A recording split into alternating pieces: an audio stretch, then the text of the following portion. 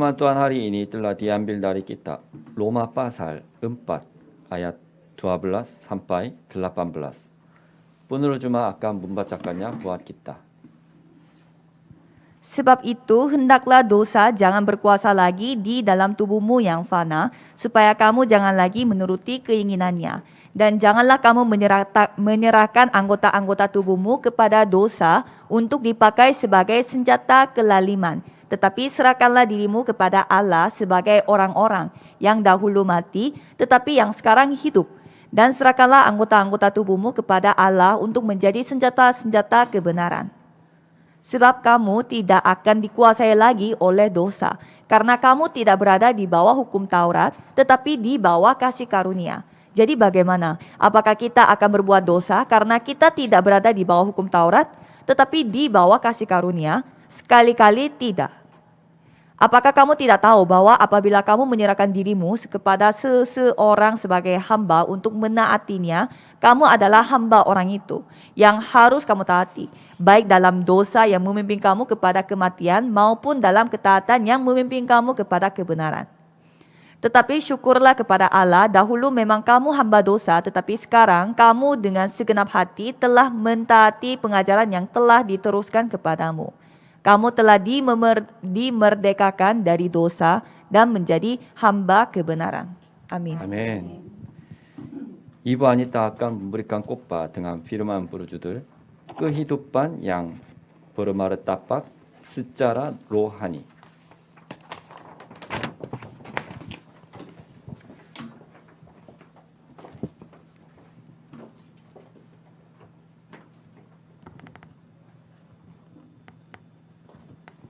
Mari kita mengakui iman kita, Yesus adalah Kristus, anak Allah yang hidup. Yesus adalah Kristus, anak Allah yang hidup. Mari kita saling memberi salam. Berkat saudara, saya berbahagia. Berkat saudara, berkat saya Emi, berbahagia. saya berbahagia. Berkat Salomo, saya berbahagia. Judul khotbah hari ini adalah kehidupan yang bermartabat secara rohani. Diambil dari Roma 6 ayat 12 sampai 18. Sebagai pengantar, Korsel sedang dalam proses Pilpres ke-20. Pemungutan suara awal telah diadakan dan tanggal 9 Maret adalah hari pemilihan presiden. Apa yang menjadi alasan kita memilih presiden yang akan memimpin Korsel selama 5 tahun ke depan itu sangat penting. Dan kita harus mengangkat harkat dan martabat negara melalui pemilihan presiden, namun sayangnya yang terjadi selama ini justru terbaliknya. Para calon presiden kurang membahas visi dan misi nasional, malah mereka berfokus pada saling mengkritik dan menyerang, sehingga harkat dan martabat mereka sebagai pemimpin sangat mengecewakan warga Korsel. Judul khotbah hari ini adalah kehidupan yang bermartabat secara rohani. Banyak orang percaya pun melakukan sikap rohani sama seperti pada calon presiden yang tidak dapat menunjukkan martabat mereka. Mereka telah diberi kasih karunia yang luar biasa, ditunjukkan melalui Yesus Kristus dan kasih karunia Tuhan yang melimpah. Namun, mereka tidak menikmatinya dan tersapu sana-sini oleh angin dan ombak dunia. Kehidupan ini sama seperti kehidupan ketidakpercayaan orang Israel yang mengeluh dan kesal setiap mereka menghadapi masalah dan perkara walaupun mereka telah mengalami mujizat terbelahnya Laut Teberau setelah keluaran dari Mesir. Sebenarnya orang Israel mengalami keajaiban Tuhan yang memberi makanan, manna dan burung puyuh setiap pagi selama 40 tahun di padang gurun. Di mana keajaiban-keajaiban seperti ini? Kita harus menjalani kehidupan yang penuh dengan rasa syukur setiap hari, tetapi kenyataannya tidak demikian. Kita menjalani kehidupan yang jauh dari kehidupan yang bermartabat secara rohani. Kehidupan inilah disebut kehidupan beragama. Inti dari kehidupan beragama itu bukan berpusat pada Tuhan, tetapi berpusat pada diri sendiri seperti dalam Kejadian pasal 3. Oleh karena itu, arah kehidupannya selalu berpusat pada materi dalam Kejadian pasal 6 dan berpusat pada kesuksesan duniawi dalam Kejadian pasal 11. Mereka memiliki kerangka rama yang tidak punya pilihan selain mengeluh dan menyesal setiap tidak terjadi hal-hal yang mereka ingini dan yang mereka kehendaki. Kita harus benar-benar menyingkirkan, membuang kerangka rama ini. Dengan hanya 3K, yaitu Kristus, Kerajaan Allah, dan kepenuhan Roh Kudus, kita harus tertanam dan berakar dan memiliki tabiat untuk menjalani kehidupan baru. Sampai minggu kemarin, kita telah membahas kitab Roma hingga pasal 5. Rasul Paulus telah menjelaskan fakta bahwa seluruh umat manusia adalah orang berdosa dan juga satu-satunya jalan untuk bebas darinya. Karena dosa satu orang, yakni Adam, seluruh umat manusia tidak punya pilihan selain mengalami kehancuran kekal.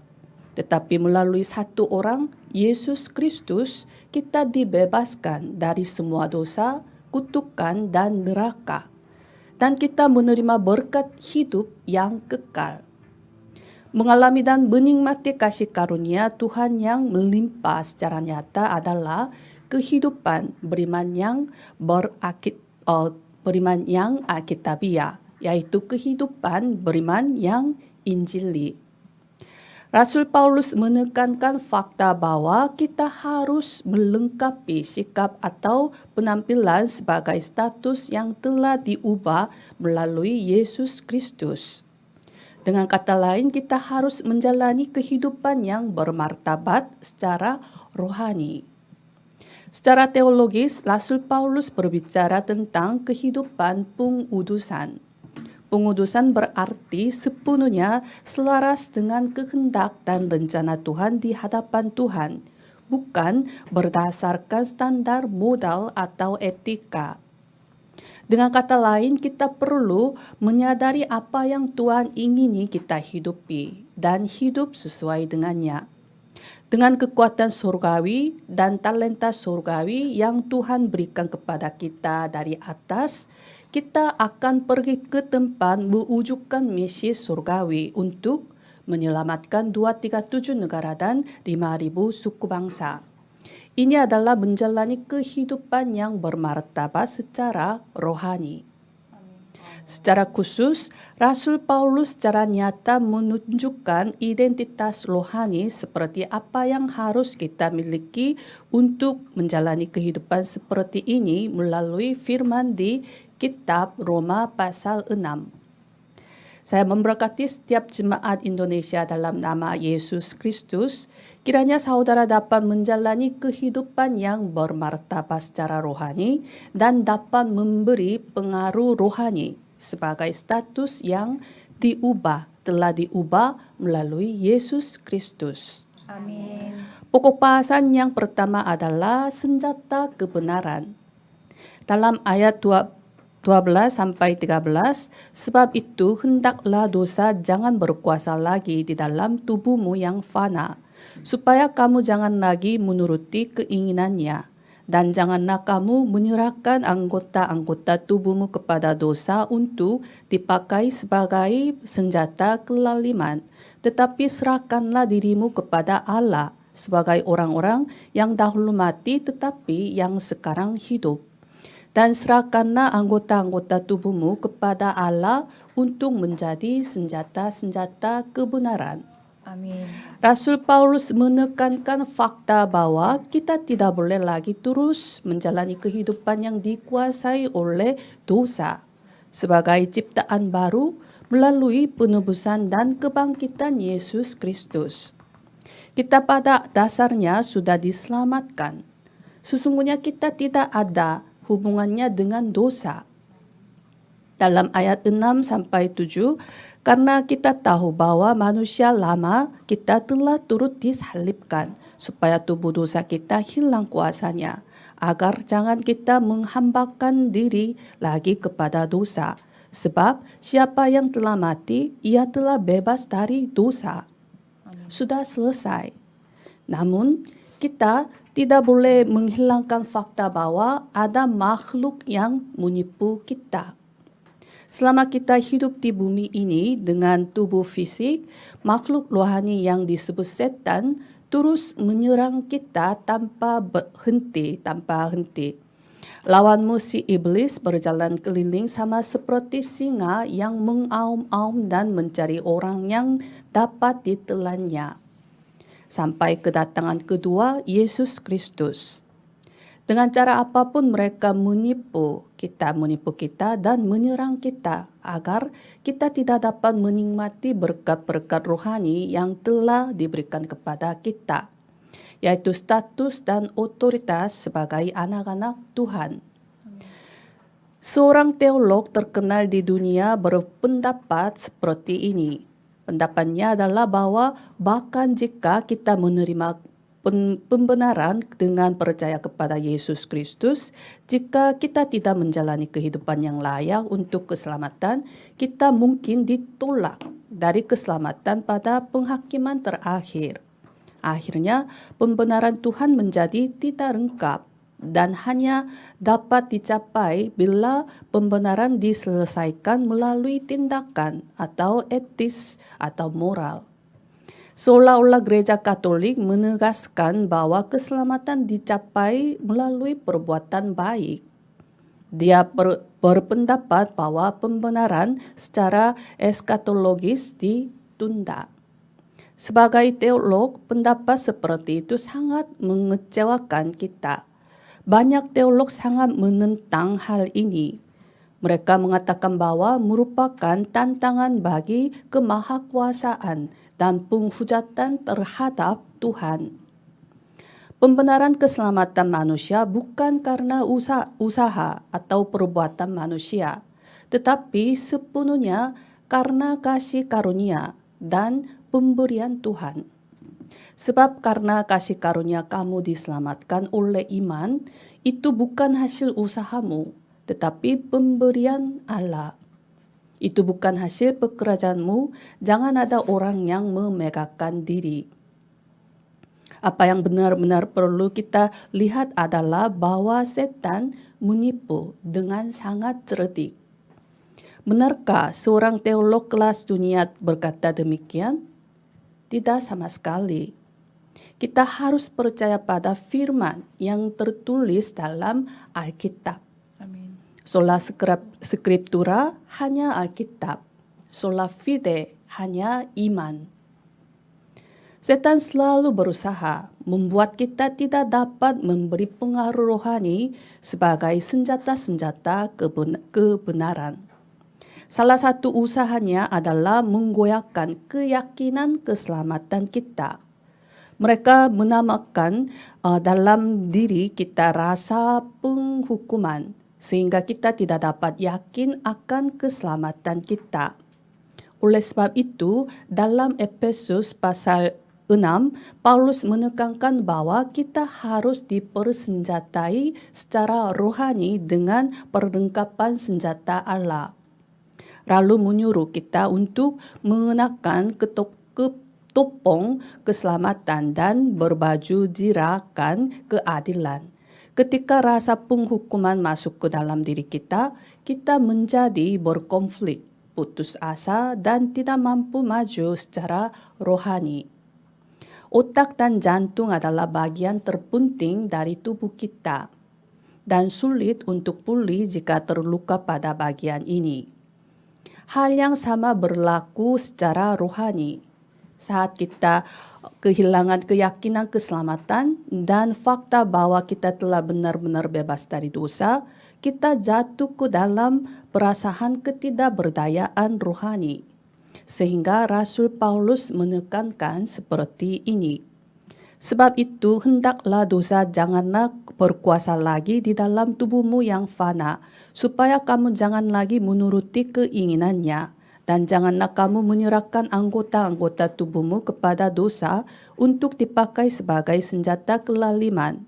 Tetapi serahkanlah dirimu kepada Allah sebagai orang-orang yang dahulu mati tetapi yang sekarang hidup. Dan serahkanlah anggota-anggota tubuhmu kepada Allah untuk menjadi senjata-senjata kebenaran. Itu berarti lawanlah peperangan rohani tanpa tertipu setan lagi. Jika demikian, bagaimana kita dapat melawan peperangan rohani? Inti dari peperangan rohani adalah peperangan akan konsentrasi dan hanya. Kemenangan atau kekalahan tergantung pada seberapa banyak kita memandang dan fokus pada Kristus saja.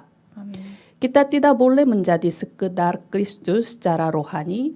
Kristus menjadi hanya Kristus saja. Amin. Kita harus memandang kepada hanya Kristus, berfokus pada hanya kerajaan Allah, dan dipenuhi dengan hanya Roh Kudus. Saya memberkati setiap jemaat Indonesia dalam nama Yesus Kristus. Kiranya saudara dapat menjadi senjata-senjata kebenaran yang memperluaskan kerajaan Allah dengan sikap rohani dari konsentrasi dan hanya. Amin. Pokok bahasan yang kedua adalah hamba kebenaran. Dalam ayat 15 sampai 16, jadi bagaimana? Apakah kita akan berbuat dosa karena kita tidak berada di bawah hukum Taurat, tetapi di bawah kasih karunia? Sekali-kali tidak.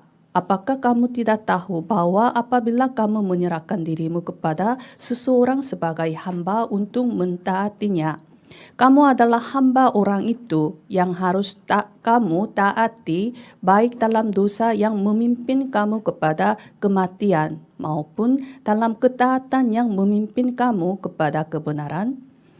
Paulus mengungkapkan bahwa identitas yang harus dimiliki seorang anak Allah untuk menjalani kehidupan yang bermartabat secara rohani adalah hamba kebenaran. Kata hamba mengandung arti bahwa ada Tuhan yang harus ikuti. Ketika Rasul Paulus menyapanya saat menulis suratnya, dia memulai dengan menyatakan bahwa dia adalah hamba Yesus Kristus. Dia milik Yesus Kristus dan adalah pengikut, yaitu hamba Yesus Kristus. Jika saudara ingin tahu siapakah diri sendiri, saudara langsung tahu jawaban apakah saudara mengikuti seperti apa. Rasul Paulus menggunakan ungkapan hamba untuk dengan mudah menjelaskan kebenaran rohani kepada anggota-anggota gereja Roma. Karena Roma menaklukkan banyak negara dan ada juga banyak budak pada waktu itu. Pada saat itu budak bahkan tidak diperlakukan sebagai manusia. Tetapi satu hal yang menarik adalah bahwa status mereka dapat diubah sesuai dengan pilihan tuannya. Ada kemungkinan untuk mengubah statusnya sehingga ia menjadi anak angkat dari pemiliknya dan bahkan mewarisi harta miliknya. Dengan menekankan bahwa hidup kita ditentukan tergantung Tuhan yang kita temui. Paulus menjelaskan dengan cara yang mudah dipahami bahwa kita seharusnya tidak lagi sebagai hamba dosa yang dikuasai oleh iblis, tetapi hamba kebenaran yang dikuasai oleh Tuhan. Amin. Dalam ayat 17 sampai 18, tetapi syukurlah kepada Allah. Dahulu memang kamu hamba dosa, tetapi sekarang kamu dengan segenap hati telah mentaati pengajaran yang telah diteruskan kepadamu. Kamu telah dimerdekakan dari dosa dan menjadi hamba kebenaran. Amin. Rasul Paulus berkata bahwa kita telah dibebaskan dari dosa, hamba dosa, dan menjadi hamba kebenaran. Dan mengucapkan bahwa alasannya adalah karena kita menaati pengajaran dengan segenap hati. Pengajaran di sini mengacu pada firman Tuhan. Karena mereka menerima firman Tuhan, khususnya Injil di dalam hati mereka, hidup mereka berubah. Melalui teks ini, kita menyadari bahwa hidup sebagai hamba kebenaran adalah menaati firman Tuhan dengan segenap hati kita. Menjalani hidup yang berpusat pada firman dan hidup perjanjian yang dipimpin oleh firman adalah penampilan sejati dari seorang hamba kebenaran. Amin. Yakobus 4 ayat 7, karena itu tunduklah kepada Allah dan lawanlah iblis, maka ia akan lari daripadamu. Bagaimana kita dapat melawan iblis? Dengan firman Tuhan, kita dapat melawannya. Dalam Matius pasal 4, Yesus juga mengalahkan pencobaan iblis dengan firman Tuhan. Perlengkapan senjata Allah yang disebutkan oleh Rasul Paulus juga berhubungan dengan firman Tuhan. Berikat pinggangkan kebenaran, berkasutkan kelelaan, perisai iman, pedang roh, yaitu firman Tuhan. Amin. Secara khusus kita harus dapat melihat fakta bahwa firman Tuhan adalah baju jara yang melindungi kita sekaligus satu-satunya senjata yang dapat menyerang. Satu-satunya jalan kita dapat memenangkan pertempuran rohani dengan setan adalah firman Tuhan. Pendeta bernama Oswald Chambers mengatakan seperti ini, jika kita mengalami apa yang terjadi ketika kita memakai firman Tuhan, kita akan lebih sering memakai firman-Nya. Tergantung pada seberapa banyak kita berpegang pada firman mimbar selama seminggu, kehidupan kita akan sangat berubah, berbeda. Saya memberkati setiap jemaat Indonesia dalam nama Yesus Kristus. Kiranya saudara dapat menjadi murid Kristus, hamba kebenaran, yang menjalani kehidupan kemenangan sejati untuk mengalahkan setiap serangan dari setan melalui firman, doa, penginjilan, yaitu 3 hari ini. Amin. Sebagai kesimpulan, Eton College English adalah salah satu SMA paling bergengsi di dunia. Pangeran dari keluarga kerajaan Inggris bersekolah di sekolah ini. Dan Perdana Menteri Inggris saat ini, Boris Johnson juga lulus dari sekolah ini. Dan telah menghasilkan 20 Perdana Menteri Inggris hingga saat ini. Pelajaran dari sekolah ini sangat menarik. Jangan menggunakan kelemahan orang lain. Jangan menjadi seorang yang hina. Jangan meremehkan orang yang lemah. Jangan memegahkan diri. Selalu memperhatikan orang lain. Beranilah dalam urusan umum. Singkatnya, itu berarti menjalani kehidupan yang layak untuk status seseorang sebagai kewajiban bangsawan. Tujuan sekolah itu adalah membesarkan pemimpin-pemimpin yang dapat bertanggung jawab terhadap negara. Oleh sebab itu, para pangeran Inggris melayani di militer dari generasi ke generasi, berpartisipasi dalam perang dengan mempertaruhkan nyawanya secara nyata. Para anggota sekolah ini berpikir bahwa mereka adalah orang yang akan memimpin negara, sehingga hidup mereka berbeda. Secara rohani kita harus memiliki kesadaran ini. Apa alasan mengapa Tuhan secara khusus membuat kita menyadari kebenaran Injil yang sejati? Artinya bertanggung jawab untuk memperluas kerajaan Allah. Pentawisan Bait Allah juga untuk membangun platform 237 misi. Kita harus menghasilkan buah kebenaran sebagai senjata kebenaran, hamba kebenaran dalam keadaan apapun.